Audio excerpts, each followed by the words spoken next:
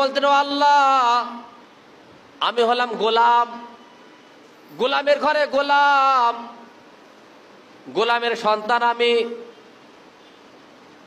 আমি গোলাম, আমার বাবা গোলাম, আমার মা গোলাম, আমার দাদা গোলাম, আমি গোলামের সন্তান, আমি অহংকারী নয়, আমি বড় নয়, আমি হলাম মুহাম্মাদুর রাসূলুল্লাহ। ঠিক না? নিজেকে তিনি ছোট করতেন। ও আল্লাহ, আপনি আমার নিজের চোখে আপনি আমাকে ছোট বানিয়ে দিন, সারা দুনিয়ার সকলের চোখে আপনি আমাকে বড় বানিয়ে দিন, আমি যেন নিজের কাছে নিজে ছোট হয়ে থাকতে পারি।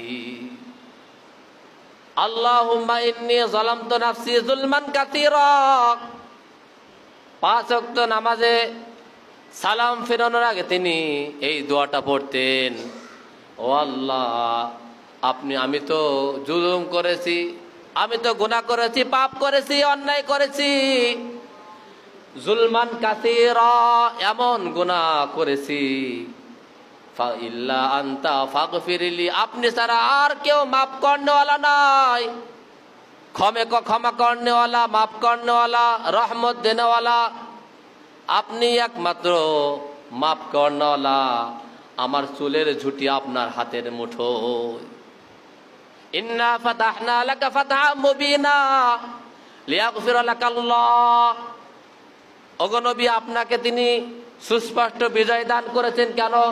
লিয়াগফিরা লাকাল্লাহু মা তাকদ্দামা মিন যামবিক, তিনি আপনার পূর্ববর্তীর গুনাহ এবং পরবর্তী জীবনে গুফিরা লাহু মা তাকদ্দামা মিন যামবিক, আল্লাহ রাব্বুল আলামিন আপনার জীবনে আগে এবং পরে যত অন্যায় হবে সব তিনি মাফ করে দিয়েছেন। বলেন সুবহানাল্লাহ। এই কথা দিয়ে আবার ভণ্ডরা বলে যে নবী যদি অন্যায় না করতেন তাহলে আল্লাহকে এই কথা বলতেন? মাফ করার জন্য তিনি বলছেন তিনি আমাকে মাফ করে দিয়েছেন, তিনি মাফ করে দিবেন। আল্লাহ জানতেন যে আমার হাবিব অন্যায় করবেন না, এজন্যই এই স্বীকৃতি দিয়েছেন তিনি, গুফিরা লাহু মা তাকদ্দামা মিন যামবিক। আজকে এবং আগামীতেও যদি কোনো ভুল হয়ে যায় তাও আল্লাহর হাবিব, আমি তোমাকে মাফ করে দিলাম। অর্থাৎ আল্লাহর হাবিবের অন্যায় হবে না, ভুলও তার ভুল হবে না। এজন্য আমার ভাই, নবীর আদর্শ হলো সিরাত, আমাদের জন্য আদর্শ হলো কি? সিরাত। মিলাদ আমাদের আদর্শ নয়। মিলাদ অর্থ কি? জন্ম। বলেন, মিলাদ অর্থ কি?